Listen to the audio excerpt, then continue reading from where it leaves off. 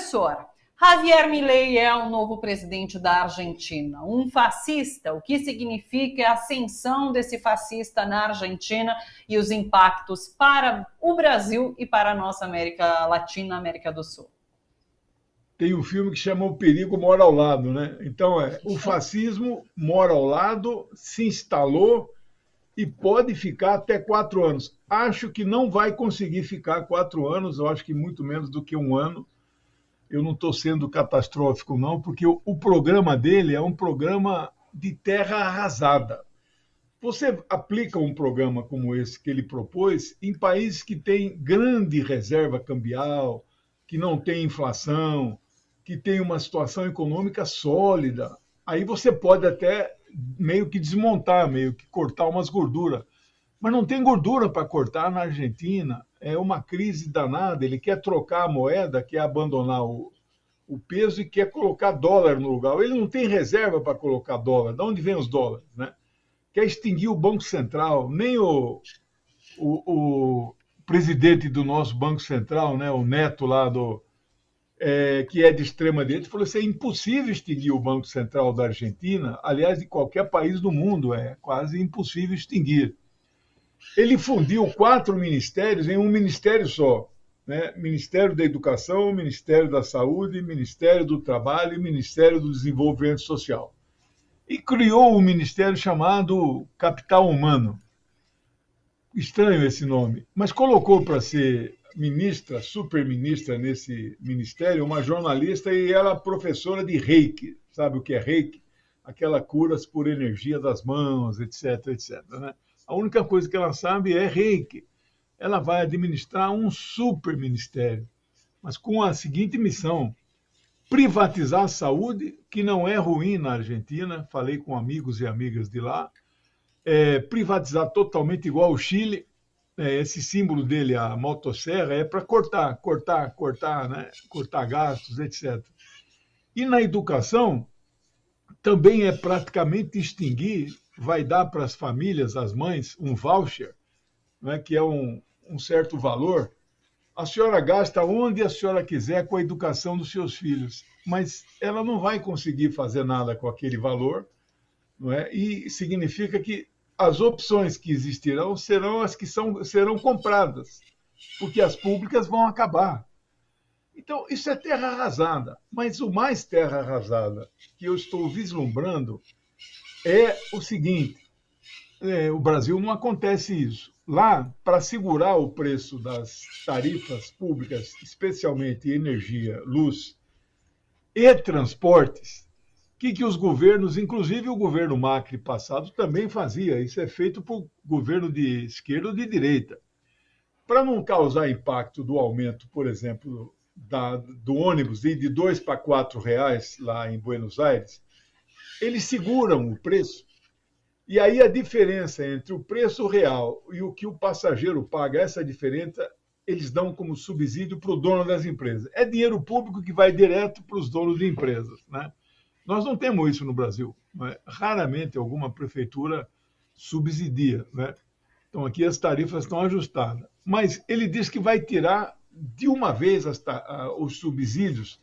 Então, por exemplo, em Buenos Aires, a passagem pode pular de R$ 2, eu estou estimando, para R$ 8. 400% os economistas calculam. E isso vai dar uma explosão social muito grande, muito. Nós lembremos aí 2001, o presidente de la Rúa, em menos de um mês, a Argentina teve 3 presidentes.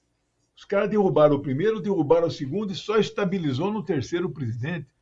Então, é um povo que tem uma tradição de muita combatividade. Neste momento, está anestesiado completamente, né, pela mídia, que apoiou em bloco uma figura asquerosa e nojenta como essa. Bom, isso eu estou dando só alguns exemplos, mas tem exemplos até mais drásticos. Sair do Mercosul, romper com o Brasil, romper com a China. Isso é praticamente impossível. Não sei se Thalita quer levantar mais uma outra questão.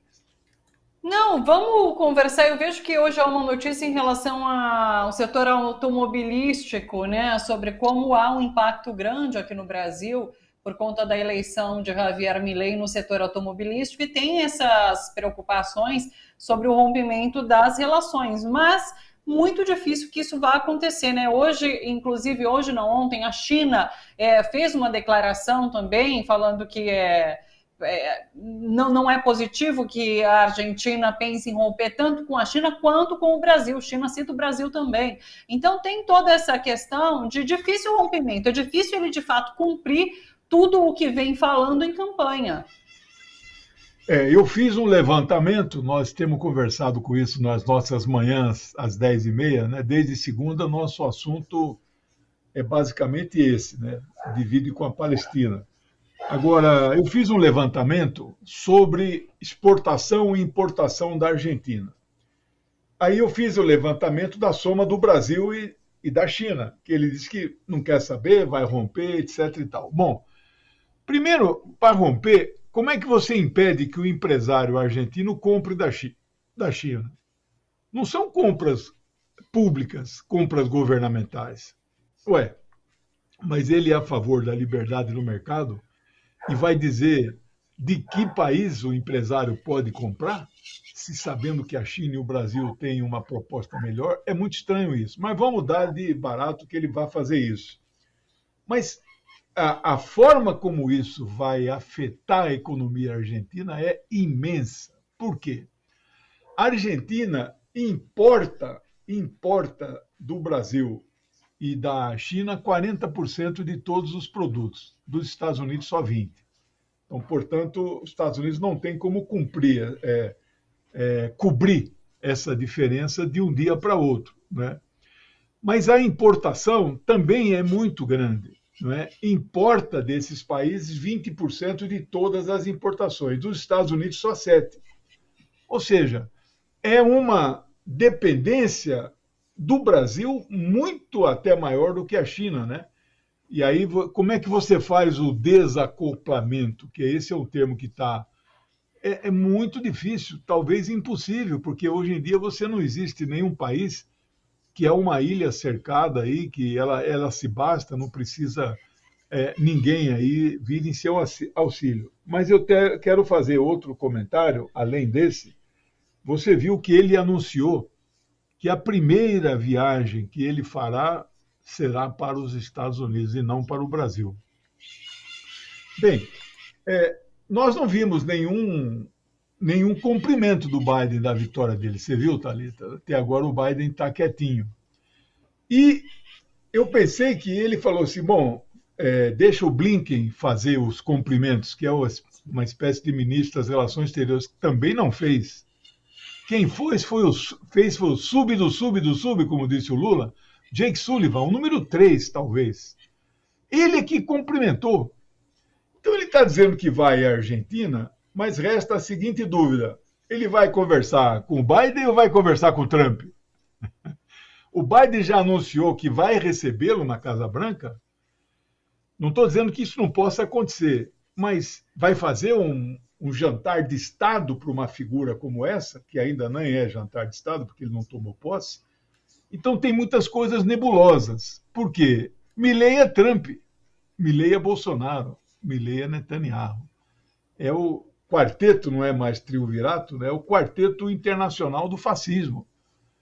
Então eu acho que não é tão simples ele ir aos Estados Unidos, encontrar com o Biden, se no limite o Biden receber, muito dificilmente ele deixará de encontrar com o Trump, porque é vital eles se encontrarem. O Trump o apoiou, o Trump deu declaração a favor dele, né? Então é muito grande a chance de ele, mesmo encontrando eventualmente com o Biden, encontrar com o Donald Trump, que aí é fascismo puro, não é? Bem, qual é a segunda viagem que ele fará depois, logo depois, agora, nos próximos dias?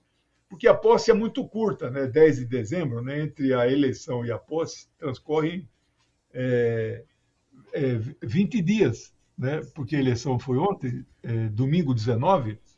Bom, a segunda viagem que ele anunciou é para Israel. Mas por que isso? Nenhum chefe de Estado no mundo vai para Israel como país prioritário. Bolsonaro foi para lá, mas depois de de ser empossado, etc., né? Bom, ele vai para lá para apoiar o que o Netanyahu está fazendo, que é o genocídio palestino. Ele apoia essa eliminação física dos palestinos. Por quê? Ele é o que nós vimos chamando de sionista cristão. Ele provavelmente nasceu em um lar cristão católico, inclusive, tradicional, e o sionismo cristão hoje é uma corrente até mais nefasta que o próprio sionismo judaico. Eles acharam ali no Velho Testamento e no Novo algumas passagens distorcidas, né? Que quanto mais judeus controlarem Israel e especialmente Jerusalém, mais próximo está a volta do Messias, da segunda volta, né? Então, ele é um sionista cristão. Ele vai lá dar total apoio para o que está acontecendo lá na Palestina nesse momento. Então, é uma figura grotesca, asquerosa, em algumas medidas consegue ser pior do que o Bolsonaro. Qual é a linha dele? É preciso esclarecer isso também. Alguns jornais o chamam de libertário. Por que libertário? Libertário eram os anarquistas históricos do século XIX, Bakunin, Kropotkin, né? Malatesta, italiano. Os anarquistas, que foram derrotados historicamente por Marx e Engels, os anarquistas defendiam uma sociedade igualitária, uma sociedade sem Estado, etc. Isso é exatamente o que o Milei não defende, ele defende a desigualdade. Então, o fato dele se dizer anarcocapitalista, a palavra anarco vem de anarquia no sentido de caos. Aí sim, então, o anarco, então não confundir esse anarco com os anarquistas. Este anarco dele, capitalista, é o caos total na sociedade e a ausência de Estado. Não é? E qual é a fonte ideológica dele, econômica? É a escola austríaca. Se ainda fosse a escola inglesa, né, de John Maynard Keynes, né, que é o keynesianismo, que é um Estado mais protetor social, etc. Não. É a escola de von Mises e a escola de Friedrich Hayek. É aquela onde o Estado é quase zero, que nem Smith nem Ricardo propuseram isso. Ele defende o Estado mínimo do mínimo do mínimo. Então, é o que nós estamos chamando de ultraliberalismo. Não é neoliberalismo, é ultraliberalismo. Privatizar tudo, o mercado é que decide, retira subsídio, vai colocar a Argentina em um verdadeiro caos, Thalita. Nós temos que nos preparar para esse caos. Por isso que eu acho que é muito difícil ele emplacar muito tempo, sem apoio no Congresso. Ele tem 11% do Congresso. Vamos ver aí como que vai desenrolar. Esse assunto vai estar na nossa pauta há muito tempo ainda.